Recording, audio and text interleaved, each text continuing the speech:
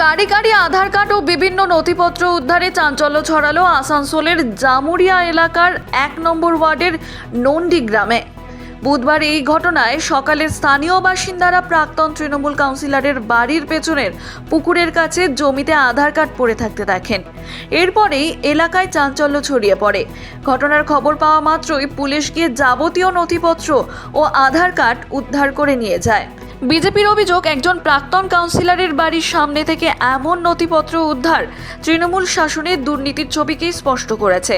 অন্যদিকে বিজেপির এই অভিযোগ অস্বীকার করেছেন তৃণমূলের প্রাক্তন কাউন্সিলর।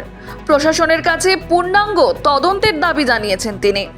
পশ্চিমবঙ্গের সরকার যে ছিল সেইটা এখন খতরা হয়ে দাঁড়িয়েছে, সেজন্যেই এইটাকে তদন্ত করা উচিত।